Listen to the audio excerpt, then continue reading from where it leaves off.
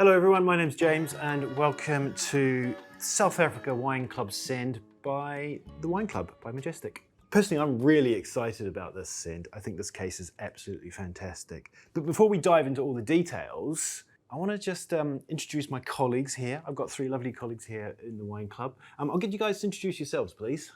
I'm Christine, I'm buyer at Majestic, and I work with Beth on selecting these wonderful wines for you.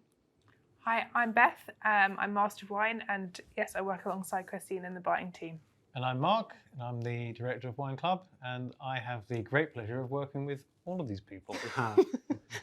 So guys, can I ask you, why did we choose South Africa as a country, as a theme for this particular send? What was the impetus? I think South Africa is one of the most exciting countries in the world at the moment. There's actually quite a long history of grape growing in South Africa, dating back to the mid-1700s. Quality that is coming out of there at the moment, and I might be a bit biased because I'm also the South Africa buyer for Majestic, I think is unparalleled. So quality for the price that you pay, absolutely top notch. South Africa has had its issues, and there's, I think, often the impression that it's quite a cheap country for wine, but they've done a lot of work, especially, even in over the last 3 years during COVID. They had a lot of issues. They weren't allowed to export wines for a period, but they've been working very hard internally within the country to ensure that all the wineries are supporting their staff. There's a big focus on sustainability in South Africa. They've done a lot of research into, indigenous fauna, where they're removing more international plants that are planted, and like putting in something called fynbos, which is kind of a local kind of bush herbal kind of plant. And apparently it's got really high levels of carbon capture. There's masses of innovations when you go there. So, as I say, they're focusing a lot on the social aspects. So they're bringing through a lot of kind of black winemakers now. There's a big focus on really helping women in the industry over there as well, investing in quality in the winery. What was really exciting to see is that so many wineries that we have selected to work with on this theme have programs that support the education for the children of the workers that are on the wine farms, and sponsorship programs for university and colleges. There's a real big focus on training up the next generation of wine growers. Yeah, and I remember when you two were running through the shortlist and you had so many wines to go through.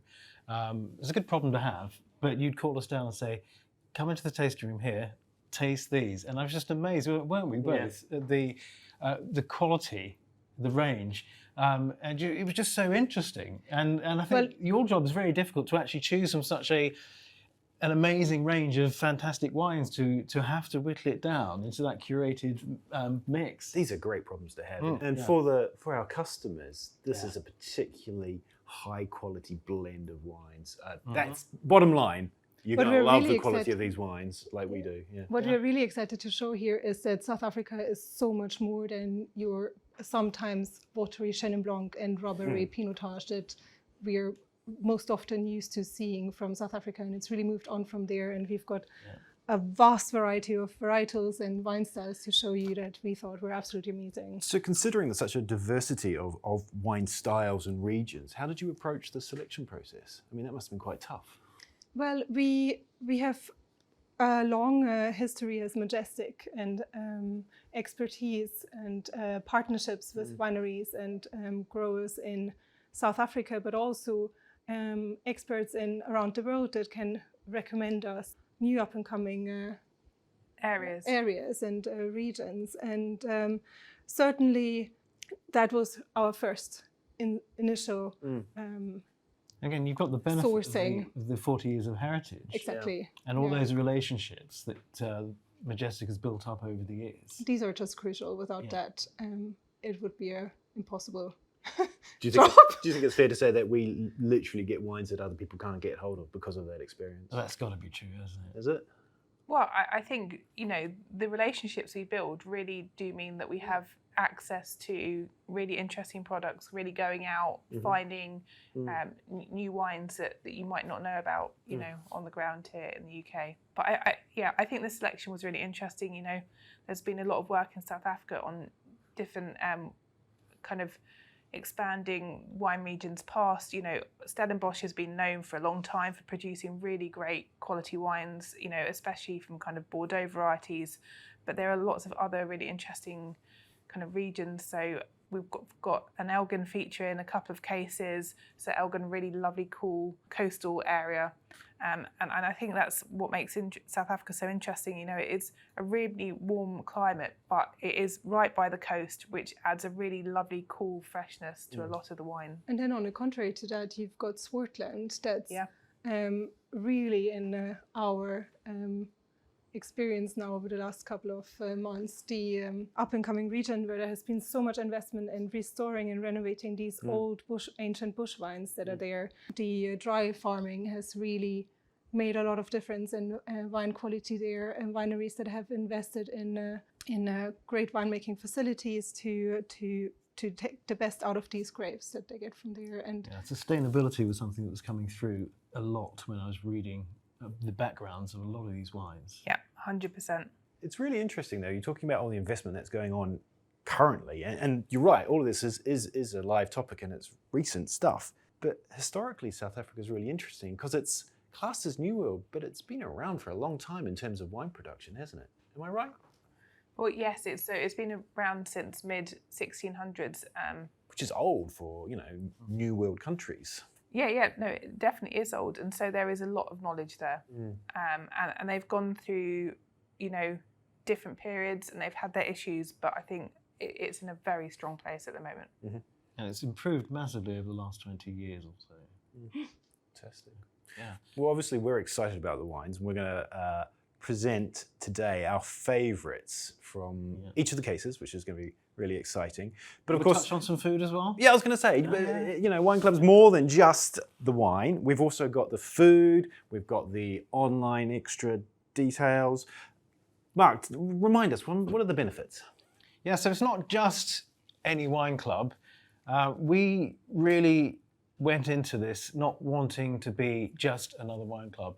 We wanted to leverage, as I said, the 40 years of heritage that we have, those relationships with the winemakers, real authenticity, and wines that deserve their place in the case. I've said that before, but it still holds very true. Beth and Christine they spent so long choosing the shortlist for this collection of cases, and you know, you've come up with some real stunners. So congratulations there. But it's also about the stories behind the wines. It's wine in context. In the context of where it comes from, a bit of history, who made it, why they made it, in the style they did. We really want to bring it to life to the customer as well, and which is where we want to take you on a journey with us to discover these wonderful wines that we see out there with us, with our seasonal cases curated in select themes like we have now, the South Africa theme, and you can connect with the winemakers as well through the brochures. There are QR codes which will then link you onto our customer content hub, where you'll have the videos made by the producers themselves. You'll have access to these videos as well, which you've done for this case and also past cases as well. There's the Facebook group as well. We think it's important that we have it's really grown into quite a vibrant community, the Facebook group. Yeah, so, you know, please keep it dynamic, keep it live, keep it real. Let us know what you think, hints and tips, and tell us how you got on with the recipes. You know, we've tried a few ourselves already with mixed successes, but I think it's fair to say that they're all reasonably straightforward. James, you have a chefing background, so I know that they're a long time ago, but easier for you to do than they are for me. Quick shout out to Georgia East. Those are fantastic recipes. We're thrilled by them, and well, they're just delicious. Good. Should we move on to the wines, guys? Should we actually taste something? Sounds good. Let's do it. Hello everyone, welcome to this tasting of the Grand Tour case. This particular case is all about South Africa, and this case is where the buyers really get to showcase their skills and their connections and their knowledge for rooting out those fantastic wines. Perhaps you might say those rare wines, those harder to find wines.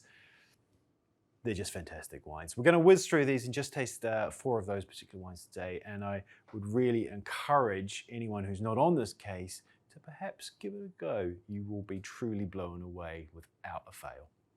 Okay, so we're going to start in reverse order. Mark, what have you got? Yeah, okay, so this is series rare, The Apprentice, and it's a white Sanso, so a bit of an oddity here. Absolutely delicious wine, very low production, so 3 barrels only made.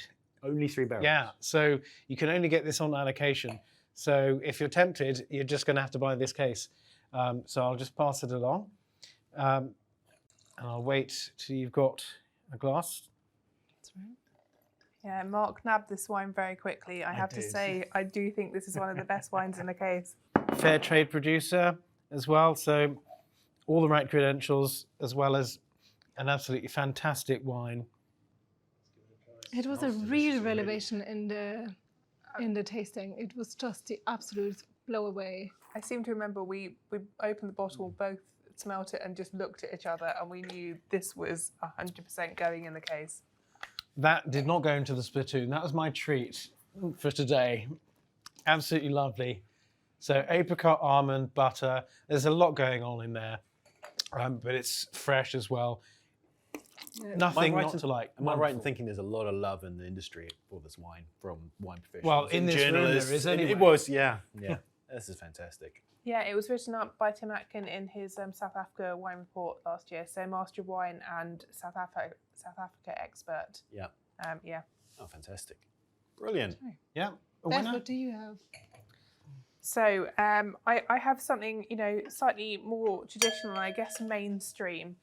And as Chenin Blanc is so synonymous with South Africa, we didn't think that we could do a kind of top case without including a Chenin Blanc. And this one is from Ken Forrester, who is known as Mr. Chenin Blanc in South Africa, well known for the quality of his Chenin Blanc. And this wine is actually coming from Swartland. So a region that we've mentioned before, further inland, almost it's a kind of semi-arid area with lots of old bush vines creating really, really, really concentrated grapes, which result in equally concentrated wines. I mean, on the nose, you definitely get that kind of typical kind of red apple peel kind of character. It feels like there's a lot of, I haven't even tasted it yet, but I know there's a lot of depth and power to it already. Do you know, there's sometimes wines that you just really want to smell, and this is one of them. It's got such an enticing nose. Do you know what? That's super elegant. It's on the palate, more so than I thought. I thought it was going to be more powerful, but it's just, everything's in balance, isn't it? I think there is a lot of concentration there, but Chenin Blanc is really well known for its acidity, and I think that really cuts through, and it's just really lovely and fresh on the finish. And so yeah, it's got concentration but elegance. Yeah. Brilliant. Nice. Moving on to the reds. I wanted to show you the Antithesis Syrah from Radford Dale in Stellenbosch. Radford Dale are really pioneering in the low intervention vine viticulture and winemaking. It's showcasing the best of the grape as it is could be straight from the vineyard, which is managed without the use of pesticides or herbicides. And again, you've got Syrah on the label rather than Shiraz, because it's definitely that kind of more restrained kind of style. It's not big and over the top. It's very elegant on the nose. There's a kind of, you can already get that it's going to be a really peppery palate. Radford Dale are definitely amongst the top producers in South Africa. And Alex Dale, that started Radford Dale, is actually from, his family is from France, so he does have that kind of classical background as well. Fantastic. These are all great, great wines, aren't they? Okay, I'm going to show you something with a little bit of bottle age now. We're going to jump back a few years, and this is the 2013 Morgensteer. It's a Stellenbosch, but it's from the Lauren River Valley inside Stellenbosch, so it's almost a sub-region almost. I'll pass that down. Thank you. So a little bit of bottle age on here, but the main grapes here is Cabernet and Merlot, a little bit of Petit Verdot and thrown in there as well. So classical Bordeaux blend that Stellenbosch is well known for. Exactly, yeah. It's got that sort of campfire vibe going to it a little bit, you know. And, you know, we associate wines that age with France quite a lot, or, you know, classical European countries, but I think this just shows the aging potential on South African red wines, because, yeah, it's nearly 10 years old, but you can still see that it would last even longer in bottle. Yeah, It's plenty got of life such left. concentration. I mean, I feel like that could go on for quite a long time. That will keep giving as a wine. That's fantastic. Absolutely delicious. Who needs Bordeaux? We need Bordeaux. That's true. What else have we got in this case? I must not forget the wonderful Thorn and Daughters Chardonnay that's in this case as well. Fun fact, sorry, we're with the winemaker having a brief stint at Majestic in his early days, moved to South Africa and now has become an incredibly acclaimed winemaker and partner with his wife. They have managed to really raise to great acclaim. And this Chardonnay is incredibly concentrated, gives Burgundy a run for its money at any moment. The other wine not to forget is the Lima's Sutherland Pinot Noir, which we just thought was absolutely divine. Yeah, really elegant and really fresh, just showing the quality of Pinot Noir that can come out of South Africa. It's truly a special case. And I've said it before, but I'll say it again. If you haven't tried it, jump onto it. It is truly special and, let's be honest, limited. We have such a small allocation on these wines. You know, you have to get in there to secure them. There's not many, and we will run out. One last shout out, all of these wines are matched to beautiful, beautiful recipes by Georgia East. She has done a fantastic job. Do check out her website, follow the QR code in the brochures, or follow any of the QR codes if you want a little bit more information about these wines. Thank you.